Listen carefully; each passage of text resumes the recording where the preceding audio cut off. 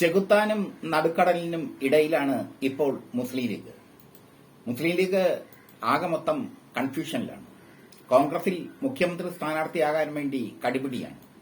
പ്രതിപക്ഷ നേതാവ് വി.ഡി. സതീശനും മുൻ പ്രതിപക്ഷ നേതാവ് രമേശ് ചെന്നിത്തലയും മുഖ്യമന്ത്രിയാകാൻ അരയും തലയും മുറുക്കി ഇറങ്ങിയിരിക്കുന്നു.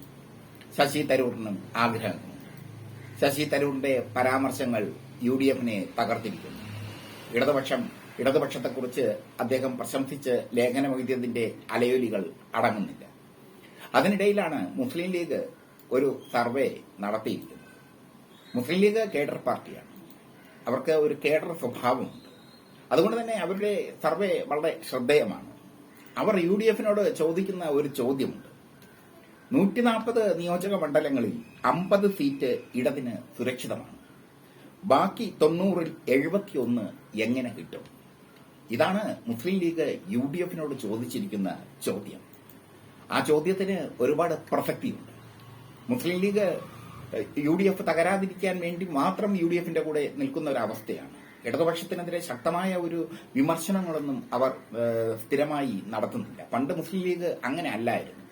കുഞ്ഞാലിക്കുട്ടിയൊക്കെ ഫയർ ബ്രാൻഡായിരുന്നു. പക്ഷേ ഇപ്പോൾ മുസ്ലിം ലീഗ് ഇടതുപക്ഷത്തിനെതിരായുള്ള വിമർശനങ്ങളൊക്കെ കുറച്ചിരിക്കുക.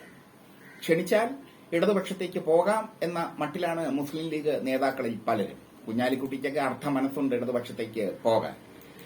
എന്തായാലും യു.ഡി.എഫ് 2026-ൽ അധികാരത്തിൽ വന്നില്ലെങ്കിൽ യു.ഡി.എഫ് എന്ന സംവിധാനം തന്നെ പിരിച്ചുവിടേണ്ട അവസ്ഥയിലേക്ക് വരും എന്ന കാര്യം ഉറപ്പാണ്.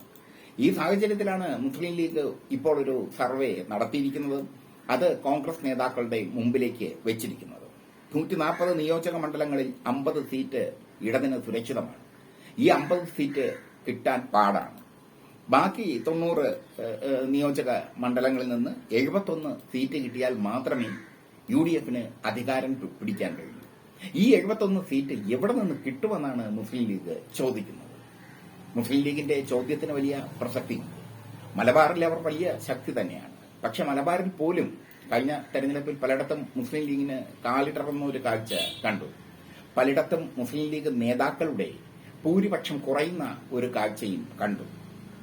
ഈ സാഹചര്യത്തിലാണ് മുസ്ലിം ലീഗ് കോൺഗ്രസ് നേതാക്കളോട് തങ്ങളുടെ സർവേ റിപ്പോർട്ട് പറഞ്ഞിരിക്കുന്നത്. അവർ നടത്തിയ സർവേ പ്രകാരം 140-ൽ 50 സീറ്റ് ഇടതിന് സുരക്ഷിതം. ബാക്കി 90-ൽ 71 എങ്ങനെ കിട്ടും? ഈ ചോദ്യത്തിന് വലിയൊരു പ്രസക്തിയുണ്ട്. യു.ഡി.എഫ് തരംഗം കേരളത്തിൽ ഉണ്ടാകുമെന്നും ഭരണവിരുദ്ധ വികാരം യു.ഡി.എഫ് തരംഗമായി മാറുമെന്നും ഒക്കെയാണ് കോൺഗ്രസ് നേതാക്കൾ മനക്കോട്ട കാണുന്നത്.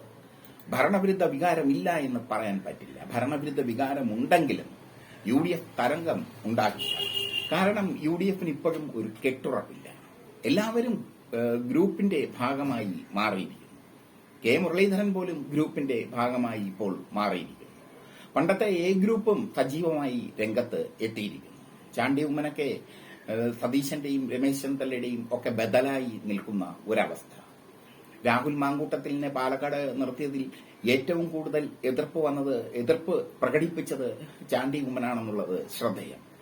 അങ്ങനെയൊക്കെയുള്ള തമ്മിലടി കോൺഗ്രസിനെ വല്ലാത്തൊരവസ്ഥയിലേക്ക് എത്തിച്ചിരിക്കുന്നു. അതിനിടയിലാണ് മുസ്ലിം ലീഗിന്റെ സർവേ പുറത്തു വന്നിരിക്കുന്നത്. 40-ൽ 50 സീറ്റ് എൽ.ഡി.എഫ് സുരക്ഷിതമായി നേടും. ബാക്കി 90-ൽ 71 എങ്ങനെ കിട്ടും? ചോദ്യം കോൺഗ്രസിനോട്.